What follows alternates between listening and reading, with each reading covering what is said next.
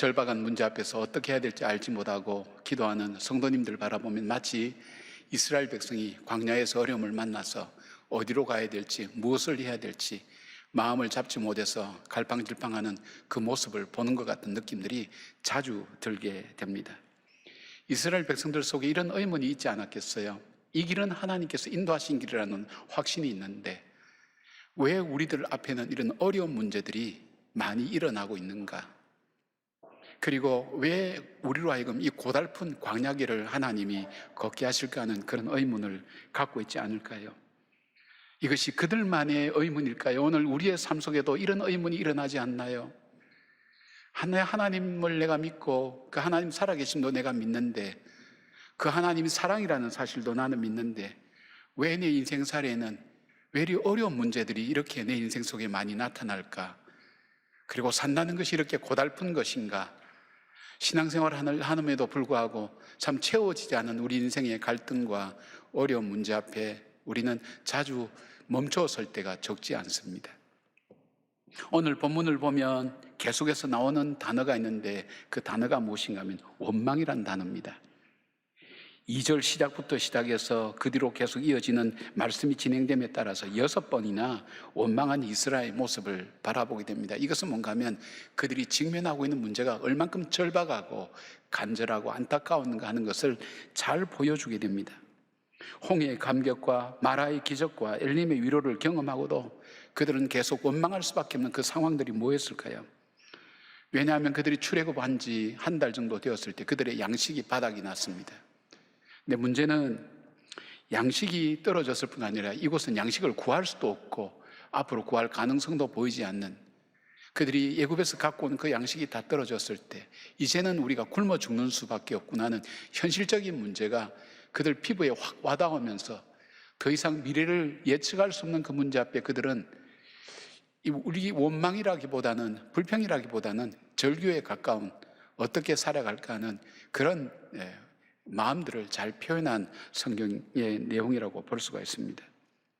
자, 하나님께서는 왜 이 절박한 생존의 절박한 양식의 문제를 가지고 이스라엘 백성들로 하여금 이토록 근심하게 하고 원망할 수밖에 없는 그런 삶의 환경으로 몰아가셨을까요?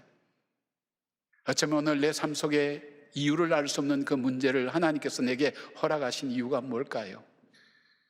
그 이유라도 조금 알 수 있다면 우리는 조금은 이겨나갈 수 있는 힘이 있을 것 같은데 그런 절박한 마음을 가지고 하나님 앞에서 오늘 이 백성들이 원망할 수밖에 없는 상황 속에서 주님께서 하신 말씀이 무엇인가, 무엇을 말씀하고 싶을 것인가 하는 것을 우리가 함께 경청하면서 우리의 신앙생활 속에서도 낙심하지 않고 주님이 열어가시는 그 광야길을 걸어가는 우리 모두가 되기를 바랍니다.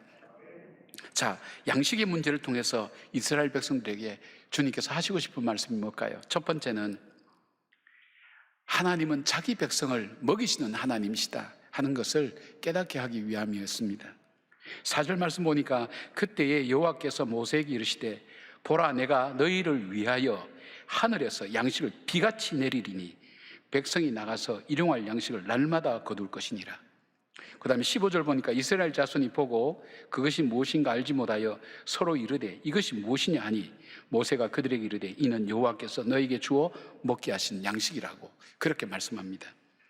지금까지 이스라엘 백성들의 양식은 자기들이 노동해서 얻는 것이라고 생각했습니다. 노예니까 일하지 않으면 먹을 수 없는 거예요. 그러니까 노동해서 얻는 것이다. 그리고 그 양식은 어디로부터 오는가? 바로왕이 우리에게 주는 것이라고, 바로로부터 나온다고 그렇게 생각했습니다. 그 바로는 이 양식은 나일강의 풍성한 수확으로부터 자기들에게 먹을 양식이 돌아온다고 하는 생각을 할 수밖에 없는 게 430년 동안 그 생활이 계속되어 왔기 때문에 한 번도 의심하지 않았기 때문에 그렇게 믿고 있었어요. 요즘 아이들이, 코로나 전에 태어난 아이들이 나갈 때마다 마스크 쓰는 것이 당연하게 생각하고 있는 것과 마찬가지입니다. 그리고 텔레비전 보면서 마스크 안 쓴 사람을 불쌍하게 본다는 거예요. 안타깝게 본다는 거예요. 우리는 오히려 이해가 되지 않죠. 그 아이들에게는 태어나자마자 마스크를 꼈으니까 어디 나가자 그러면 마스크부터 들고 나온다는 거예요. 그거 마찬가지인 거예요. 근데 이것이 430년간이니까 계속됐으니까 이 생각에, 이 사고 속에 젖어 있었던 거예요. 양식은 우리의 노력의 대가로 나온다. 일에서 나온다. 바로왕이 주어서 우리가 먹는다. 신처럼 여겼으니까요. 그리고 나일강에서 풍성한 수확으로 얻어진다고 생각했는데, 그런데 그 광야에서 그 양식이 다 떨어졌는데 떨어진 것만이 문제가 아니라 이 양식을 구할 방법이 없다는 거예요. 먹지 못하면 죽습니다. 이 먹는 문제는 굉장히 중요한 문제고 심각한 문제입니다. 우리에게 이 경제적인 문제라는 것은 모든 문제의 시작이라고 볼 수 있습니다. 그래서 이 광야로 먹을 것을 구할 수 없는 이 광야로 인도한 모세와 아론을 원망할 수밖에 없는 거예요. 인도할 때 왜 우리를 이런 곳으로 인도했는가? 먹을 것도 구할 수 없는, 우리가 수고하고 애써도 구할 수도 없는 이런 어떤 절박한 환경 속으로 왜 우리를 인도했는가? 원망할 수밖에 없는 거예요. 그런데 하나님께서 이스라엘을 위하여, 이 백성을 위해서 하늘에서 그것도 비같이, 그것도 매일 계속해서 주시겠다는 이 말씀을 들을 때 그들이 믿을 수 있었을까요? 먹을 것은 땅에서 난다고 생각했는데 하늘에서 쏟아진대요. 그것도 매일. 여기 내리리니라는 단어, 마무티르라고 하는 이 단어는 능동용 분사로 사용했는데 이 뜻은 뭐냐면 풍성하게, 풍부하게 부어줄 것을 약속하는 표현으로 이 단어를 사용합니다. 그래서 하늘에서 만나가 내릴 때 이스라엘 백성이 놀랍니다. 이것이 대체 뭐냐? 이것이 대체 뭐냐? 얘기할 때 백성들이 이것이 뭐냐? 그것이 이름이 된 겁니다. 만나의 뜻이 이것이 무엇이냐 하는 뜻인데 학자에 따라서는 하나님의 선물이라는 뜻도 만나는 갖고 있다고 그렇게 얘기합니다. 왜 하나님은 광야라는 환경에서 생존에 가장 중요한 먹을 것을 통해서 교훈하실까요? 그것은 우리 삶의 모든 것이 하나님께로부터 주어지는 것을 깨닫게 하시기를 하나님 원하셨습니다. 너희들이 알고 왔던 것, 너희들 노력의 대가로 주어지는 것도 아니고, 그리고 바로로부터 오는 것도 아니고, 나일강의 수확을 통해서 오는 것이 아니라 이 모든 것의 근원 속에는 공급하시는 분이, 주시는 분이 하나님이시라는 것을 이 백성들 속에 믿게 하고 알게 하고 깨닫게 하고 그 하나님을 바라보고 하나님께 구하도록 하는 하나님의 섭리가 바로 이 사건 속에 있었던 것입니다. 다윗은 그의 인생에 많은 것을 겪었습니다. 그는 왕이었습니다. 그러면서도 그가 겪은 수많은 일들 가운데서 얼마나 그 삶에 풍성했을까요? 그러나 그는 동굴에도 살아보고 궁핍도 해보고 어려움을 겪기도 하고 풍성하게 살았습니다. 그렇게 살고 시련과 고통과 고난을 당하고 난 다음에 그가 내린 결론이 시편 23편에 나오는 그 표현 아닙니까? 여호와는 나의 목자시니 내가 부족함이 없도다. 그 하나님께서 내 삶을 인도하시고 결국 보호하시고 공급해 주셨다. 위로부터 내가 인생을 살아갈 때 필요한 것, 모든 것 하나님께서 주신 것이다. 그 고백을 지금 하고 있지 않습니까? 우리 주님은 광야에서 40일 금식 후에 사단의 시험을 받았습니다. 돌로서 떡을 만들어 보라는 것, 얼마나 기가 막힌 설정입니까? 광야입니다. 먹을 것을 구할 수가 없는 광야에서 40일 금식한 사람에게 찾아와서, 능력 있는 사람에게 찾아와서 이 돌로서 떡을 만들 수 있지 않겠는가? 떡으로 만들어 먹을, 얼마나 배고프니 할 때 기가 막힌 설정 아닙니까? 그때 예수님께서 하신 말씀이 뭡니까?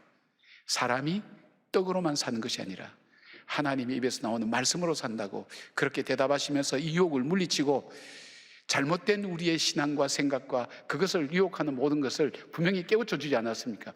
위로 하나님께서 부어주시는 하나님 말씀으로 우리는 살아간다고, 하나님께서 공급해 주신 힘으로 살아간다고. 야고보는 1장 17절에 야고보서를 통해서 이렇게 말씀합니다. 온갖 좋은 은사와 온전한 선물이 다 위로부터 빛들의 아버지께로부터 내려온다고 그렇게 말씀했습니다. 우리가 연세 드신 어른들하고 이렇게 대화를 할 때, 신앙 있는 분들이 얘기할 때 어떻게 살아오셨습니까? 하는 대화를 하면 그분들이 주로 많이 대답하는, 많은 거의 대부분 다 맞으면 은혜로 살았지요. 그런 대답을 자주 듣습니다. 그분들 중에는 성공한 분도 많습니다. 사람들이 부러워하는 분들도 많습니다. 힘들게 살았던 분도 많죠. 그런데 신앙이 이렇게 성숙한 분일수록, 그분이 믿음 생활을 계속하는 분일수록 물어보면 은혜지요. 자기 노력으로, 예씀으로 사는 것 같았는데 인생의 홍해 앞에도 서보고 인생의 신광야의 그 굶주림 앞에서 서보고, 그리고 자기가 알 수 없는 인생의 어려운 문제 앞에 자기의 노력으로 되지 않는 수많은 어려움들을 겪으면서 내린 결론이 인생은 내 힘으로 사는 것이 아니구나. 정말 이 일은 더 이상 해결할 수 없는 절망의 문제라고 생각하는데 어느 날 보면 그 문제를 지나오고 있는 자신들을 발견하며 은혜로 밖에는 도무지 설명할 수밖에 없고 표현할 수밖에 없는 은혜로 살았지요 하는 표현을 합니다. 땅에서 주어지는 것이 아니라 위로 하나님께로부터 공급되어지는 것이라는 것을 그들이 삶을 통해서 고백하는 것입니다. 여러분, 나에게 돈만 더 있다면, 나에게 능력만 더 있다면, 나에게 건강만 있다면 그것이 문제가 아니라 위로 하나님께서 주셔서 살아갈 수 있다는 그 믿음의 고백들을 여러분 함께 주님께 올려드리면서 광야 같은 인생 속에 부어주시는 하나님 은혜로 살아가는 여러분들 되시기를 바랍니다. 자, 절박한 양식의 문제를 가지고 이스라엘 백성을 원망케 하는 그 하나님의 이유 두 번째는 뭘까요? 하나님은 자기 백성을 살피시는 하나님이라는 것을 그들에게 알게 하기를 원하셨습니다. 깨닫게 하기를 원하셨습니다. 하나님께서는 이스라엘 백성을 살피시고 돌보시는 것을 어떻게 표현하고 계십니까? 하나님은 이스라엘 백성이 광야에서 먹을 것이 없어서 모세와 아론을 원망하는 것을 들으셨다고 말씀합니다. 7절에서도 원망함을 들으셨다 하셨고 8절과 9절에서도 동일하게 하나님께서 들으셨다고 말씀하시고 12절에서도 하나님께서 들으셨다고 말씀합니다. 여기에 들었다라는 뜻을 가진 베샤오메오라는 이 단어의 뜻은 하나님께서 그냥 이들이 얘기하는 것을 그냥 귀로 듣는 게 아니고 마음으로 듣는 거예요.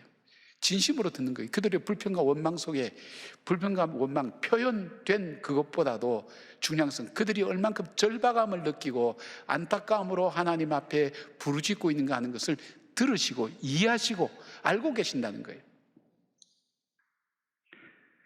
여러분, 저도 한번 아파 보니까 정말 매일 아침 눈을 때 이 아픔이 있을 때에는 오늘도 내가 왜 이렇게 할까? 왜 이렇게 아플까? 힘들까? 하는 그 절망이 밀려올 때 하나님 말씀으로 이 절망을 내치고 오늘 하루를 살아가지 않으면 살아갈 힘이 없는 그런 힘든 일들을 경험하게 되더라고요. 그 뒤로부터 제가 드리는 기도가 그겁니다. 하나님, 오늘도 우리 성도들 아프고 고통당하고 어려운 문제들 갖고 있는 분들에게 오늘을 살아갈 일용할 양식을 주십시오. 그리고 저들에게 희망을 주지 않으면, 주님께서 함께 하신다는 소망을 주지 않으면 하루를 살아갈 수 없습니다. 하나님, 저들을 붙들어 주십시오. 마음으로 알게 되는 거예요. 그냥 내가 목회니까, 그냥 목사니까 내가 해야 될 일을 해야 되겠다, 그것이 아니라 마음으로 그 삶에 공감이 되는 거예요. 저도 같이 아픈 거예요. 하나님께서 그런 마음으로 우리의 울부짖음과 기도를 들으시고 살피신다는 그 의미를 가지고 있습니다. 하나님은 애굽에서 고난당하는 이스라엘 백성을 아셨습니다. 하나님, 두려워하고 외로워하며 절망하는 이스라엘 백성에게 너의 형편을 내가 잘 알고 있다, 이해하고 있다고 계속해서 말씀하시는 것입니다. 이들이 불평할 때마다 계속해서 주께서 들으셨다, 하나님께서 들으셨다는 얘기는 뭘까요? 알고 있다, 내가 알고 있다, 내가 알고 있다, 너의 형편과 사정을 알고 있어, 아무도 몰라도 나는 알고 있어. 그것을 반복해서 이스라엘 백성들에게 말씀하고 계신 것입니다. 출애굽기 3장 7절을 보니까 여호와께서 이르시되 내가 애굽에 있는 내 백성의 고통을 분명히 보고 그들이 그들의 감독자로 말미암아 울부짖음을 듣고 그 근심을 알고 보았다, 들었다, 알았다. 이것은 온전하게 이해하는, 그 고통과 아픔과 환경을 입체적으로 이해하는 것입니다. 사람이 그 어려운 면 한 면만 보면 단면밖에 못 봅니다. 우리가 물컵 이렇게 한 면을 보면 이쪽으로 보면 직사각형이요, 밑에나 위에서 보면 원인데 온전히 그 모습을 모르는데 듣고 보고 안다 할 때는 그 고통과 아픔이 어떤 것인지 하는 것을 하나님 입체적으로 알고 계신다는 거예요. 그것을 보고 모세를 준비하셨고 하나님 이스라엘을 출애굽시킨 하나님이시라는 것을 말씀하고 있습니다. 자, 이스라엘 백성이 광야에서 지금 양식이 없어서 죽게 되었다고 울부짖는 그 백성들을 알고 계신다고 말씀하시면서 버림받은 것도 아니요 홀로 버려진 것 같은 외로움과 문제 앞에 아무런 해결책도 없는 형편과 사정을 하나님 알고 계신다고 말씀하시면서 모세를 통해 이스라엘 향하여 이렇게 말씀합니다. 9절 말씀 보니까 모세가 또 아론에게 이르되 이스라엘 자손의 온 회중에게 말하기를 여호와께 가까이 나오라, 여호와께서 너희 원망을 들으셨느니라. 주님이 아셨다. 우리가 단순히 원망했다 이렇게만 생각하지 마시고 그들이 원망할 때 하나님은 그들의 마음을 아셨어요. 원망할 수밖에 없는 인간의 연약함, 상황의 절박함 하나님 알고 계신다는 거예요. 이스라엘 백성이 광야에서 양식이 없어서 원망하는 이유가 뭘까요? 저들이 자기들 앞에 펼쳐진 문제들을 자기들이 해결해 왔고 알고 있고 듣고 있는 그 경험에 의해서 판단하고 생각하니까 절망할 수밖에 없는 거예요.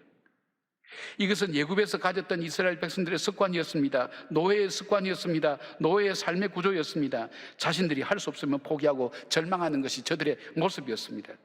과거와 비교합니다. 이스라엘 백성이 얘기합니다. 우리가 예굽에서 고기 가마 옆에 있었고 배불리 먹었다고. 언제 그들이 고기 가마가 옆에서 배불리 먹었습니까? 그들이 감독자로 인해서 고통하고 괴로워하며 하나님 구해달라고 외치고 신음소리 내면서 살았던 그런 과거였는데 과거가 좋아 보이는 겁니다. 현실 문제 앞에 과거를 비교하게 됩니다. 저들은 과거를 바라봅니다. 미래를 보지 않습니다. 이들은 사람을 상대해서 모세와 아론에게 원망하지만 모세와 아론은 사람을 상대하지 않고 하나님을 바라봅니다. 환경을 바라봅니다. 이들은 환경을 바라볼 때 바로 이 모세와 아론은 하나님을 바라봅니다. 나를 바라보고 환경을 바라볼 때는 해답이 없습니다. 나갈 길이 없습니다. 할 수가 없습니다. 그러나 하나님을 바라볼 때 그 길이 열려지는 것입니다. 주께서 그 길을 열어가시는 것입니다. 여러분, 광야의 40년 길은 그들이 길을 만들었습니까? 아니면 만들어 놓은 길을 그냥 갔습니까? 아닙니다. 그들이 가는 길이 됐습니다. 그들이 가는 곳이 길이 됐어요. 머무는 곳이 역사의 유적지가 된 거예요. 하나님의 놀라운 역사를 통해서 그들이 앞길을 열어간 겁니다. 불투명한 미래였습니다. 보장되지 않는 미래였습니다. 보장된 것은 하나님이 함께 하신다는 것 외에는 없었습니다. 위로 하나님께서 열어주시면서 때를 따라 돕는 은혜, 하나님께서 부어주시고 역사해 주셔서 여기까지 올 수 있었다는 것입니다. 사랑하는 여러분, 과거를 보지 마시고 미래를 보시기를 바랍니다. 하나님의 약속을 바라보시기를 바랍니다. 내 자신만 보지 말고 하나님을 바라보시기를 바랍니다. 하나님의 약속을 바라고 동행하는 하나님을 바라보면 달라집니다. 하나님께 나오라는 것은 무슨 의미입니까? 지금 구름 기둥과 불 기둥으로 함께 하시는 하나님을 바라보라는 것입니다. 이 문제는 양식의 문제가 아니라 믿음의 문제라는 것입니다. 하나님과의 관계의 문제라는 것입니다. 어떤 두려움과 불안과 절망이 있을 때에 나와 하나님을 바라보라는 것입니다. 오늘 인생의 홍해 앞에서, 인간의 인생의 신강류 앞에서 굶주리고 있습니까? 어떻게 해야 될지 당황하고 계십니까? 제일 먼저 해야 될 하나님을 향해 고개를 드시기를 바랍니다. 하나님께 입을 열기를 바랍니다. 주님께 울부짖기를 바랍니다. 기도하기를 바랍니다. 그분을 바라시기를 바랍니다. 끝까지 하면 안 하시겠습니까? 자, 이제 문제와 과거의 나만을 바라보는 시선을 주님께로 나아가 주님께 간구하는 저와 여러분 되기를 주님의 이름으로 축원합니다. 우리가 양식이라는 절박한 문제를 두고 하나님께서 우리에게 하시고 싶은 말씀이 뭘까요? 세 번째, 자기 백성을 교훈하시는 하나님이라는 것을 알게 하기 위한 것이었습니다. 하나님께서는 이스라엘 백성을 광야에서 만나와 메추라기를 통해 먹이실 때 단순히 먹을 것만 해결해 주시는 분이 아니라 이 사건을 통해서 우리를 교훈하시기를 원하시는 영적인 것을 우리에게 깨우치기를 원하는 하나님의 계획이 있었습니다. 우리를 깨우치고 성장시키고 변화시키려는 것이 하나님의 계획과 뜻입니다. 광야는 최종 목적지가 아닙니다. 광야를 통해서 하나님은 이스라엘을 하나님의 거룩한 백성으로 세우기 위한 목표가 있었습니다. 그리고 하나님만을 의지하고 하나님을 믿고 하나님과 동행하는 그런 삶을 살기를 원하는 하나님의 계획이 있었습니다. 하나님은 만나와 메추라기를 주시면서 백성들로 하여금 하나님을 깨닫기를 원하는데 크게 두 가지 교훈을 주셨습니다. 첫 번째는 나눔의 교훈입니다. 16절 말씀 보니까 여호와께서 이같이 명령하시기를 너희 각 사람은 먹을 만큼만 이것을 거둘지니 곧 너희 사람의 수요대로 한 사람에 한 오멜씩 거두되 각 사람이 그의 장막에 있는 자들을 위하여 거둘지니라 하셨느니라. 하나님께서 만나를 거둘 때에 식구수대로 가지게 했더니 식구들과 함께 나누어 먹었습니다. 많이 욕심내서 거둔 사람도 있겠죠. 그런데 성경은 남지도 모자라지도 않았다고 얘기하고 있습니다. 그런데 주님께서 여기서 하신 말씀을 여러분 주의해서 보시길 바랍니다. 자기 것만이 아니라 장막에 있는 사람들 것도 같이 거두라고 했습니다. 이것을 보면 장정만 60만 명인데 한 200만 명이 갔다고 하는 거 보면 그 중에는 장애인도 있을 겁니다. 그 중에는 어린아이도 있을 것이고 연세 많으신 어르신 되어서 자기 양식을 스스로 구하지 못하는 사람도 있을 것입니다. 그 사람들까지도 같이 준비하라는 것입니다. 그리고 나누라는 것입니다. 그때 하나님은 이것이 모자라지도 남지도 않도록 하나님께서 그렇게 축복하셨습니다. 모든 사람을 골고루 먹이시는 하나님의 사람. 은혜는 하나님이 부어주시지만, 공급은 하나님 주시지만, 우리의 사명은 무엇입니까? 그것을 나누어서 함께 누릴 그 은혜를, 그 사명을 우리에게 주신 것입니다. 아마 장막에서 나오지 못한 그 사람들은 안타까웠을 것입니다. 그러나 그들은 거두는 그 사람으로 주시는 그것으로 인해서 함께 나눌 수가 있었습니다. 가족들을 위하고 이웃들을 생각하고 나누라는 것입니다. 이것을 매일 40년간을 훈련시켰습니다. 왜 그렇습니까? 하나님 주신 것으로 나누는 것이 얼마나 하나님께서 강력하게 원하고 있는 뜻이고, 그래서 구제와 구원은 같이 갑니다. 같은 환경 속에서 같은 개념으로 쓸 때가 많습니다. 나눈다는 것. 하나님이 내게 지혜를 주셨습니까? 지식을 주셨습니까? 물질을 주셨습니까? 건강을 주셨습니까? 나만을 위해서 이것을 남아서 어떻게 할지 걱정하지 않는 것이 아니라 이것을 나누어 주라는 것입니다. 필요한 것, 스스로 거두지 못한 사람에게 나누어 주라는 것입니다. 이것이 초대교회로 이어집니다. 그리고 오늘날 교회도 이루어집니다. 교회를 통해서 구제사역과 사업이, 사회사업이 얼마나 많이 이루어졌습니까? 우리나라 초창기에 지금은 복지가 많이 이루어지고 있지만 교회를 통해서 이루어졌습니다. 지금 현실적으로도 교회에서 통계에 하면 60 내지 70%를 한국 사회의 복지를 개신교가 감당하고 있다는 그런 통계를 한번 본 적이 있습니다. 귀한 섬김 속에 하나님께서 영광을 받으신 것입니다. 두 번째 주신 교훈이 있습니다. 쉼에 대한 교훈입니다. 30절에 그러므로 백성이 7째 날에 안식하니라 되어 있습니다. 만나가 6일 동안만 왔어요. 근데 매일 많이 먹겠다고 많이 걷는 사람 다음날 보면 만나가 벌레가 생기고 썩어서 못 먹었어요. 그러니까 이틀분을 구할 수가 없었어요. 욕심을 내려놓게 만들었어요. 그런데 안식일 날 전에는 이틀치를 거둘 수 있도록 했어요. 그건 썩지 않았어요. 병들지 않았어요. 쉼을 준 겁니다. 쉼. 그러면서 마가복음 6장 5절에 예수님께서 뭐라 그러냐면 인자는 안식일의 주인이라. 이 말은 뭘까요? 이 쉼을 쉴 때 내가 살아가는 삶을 딱 스탑하고 하나님을 기억하라는 겁니다. 하나님께 예배하라는 것입니다. 안식일의 주인 되신 그 주님의 뜻대로 살으라는 것입니다. 주님이 가장 좋아하는 것이 뭡니까? 예배입니다. 예배를 뭐라고 정의했습니까? 여러 가지 할 수 있지만 하나님을 하나님으로 대접하는 겁니다. 내가 이 예배를 통해서 하나님은 나의 하나님 되십니다. 나는 피조물입니다. 철저하게 겸손하고 낮아지면서 정말 영광 받으시고 존귀함을 받으실 그 주님이 바로 나의 주님입니다. 그것을 고백하는 신앙 고백의 삶이 예배의 삶입니다. 예배가 그렇게 중요한 겁니다. 그래서 예배에 실패하면 모든 것에 실패한다는 얘기가 단순히 나온 그런 얘기가 아닙니다. 우리의 심령 속에서부터 병들기 때문에 그랬습니다. 하나님의 예배를 드리기를 원하셨습니다. 하나님을 기억하기를 원하셨습니다. 내 삶 속에서 정신없이 살다가도 멈춰서서 일주일이 하나님 주신 날이지만 내가 특별히 정하여서 하나님이 주시는 은혜를 기억하며 하나님을 경배하고 찬양하는 일들을 하나님께서 하시도록 했습니다. 여러분, 우리가 신앙생활 할 때에 좋은 일만 생기는 것은 아닙니다. 때로는 더 큰 어려움과 힘든 일도 일어납니다. 그러나 그것이 의미 없는 일은 아닙니다. 주님께서 우리에게 하시고 싶은 말씀이 있으십니다. 하나님만 의지하고 하나님만 바라보며 살기를 주님 원하십니다. 그래서 성숙한 그리스도인이 되어서 세상 속에 주님의 영광을 드러내는 사람으로 우리를 만들어 가시는 것입니다. 광야는 우리의 생명도 소유도 우리의 모든 것이 하나님으로부터 공급받는다는 것을 깨닫는 과정입니다. 그리고 하나님만 의지하고 하나님만 바라볼 뿐 아니라 주님의 백성으로 거룩하고 구별된 삶을 통해서 삶의 현장을 하나님 나라로 만들어가는 것입니다. 우리 삶에 일어나는 광야의 아픔이 있습니까? 광야 생활을 걷고 난 다음 40년을 정리하면서 모세가 가나안 앞에서 이렇게 설명합니다. 신명기 8장 2절에 내 하나님 여호와께서 이 40년 동안에 내게 광야길을 걷게 하신 것을 기억하라. 이는 너를 낮추시며 너를 시험하사 내 마음이 어떠한지 그 명령을 지키는지 알려 하심이라. 16절 내 조상들도 알지 못하는 만나를 광야에서 내게 먹이셨나니 이는 다 너를 낮추시며 너를 시험하사 마침내 내게 복을 주려 하심이었느니라. 마침내 우리에게 복을 주려 하시는 하나님의 계획이 오늘 우리 가운데 주어졌다는 것을 생각하며 광야의 과정 앞에서 낙심하지 말기를 바랍니다. 좌절하고 멈춰설 것이 아니라 하나님의 인도하심 따라서 오늘도 바로 그 마라에서 엘림으로 힘들고 어려움에도 불구하고 걸어 내려갔을 때에 엘림을 만났듯이 오늘도 믿음으로 한 걸음 한 걸음 믿음의 걸음을 내딛는 여러분들 되기를 바랍니다.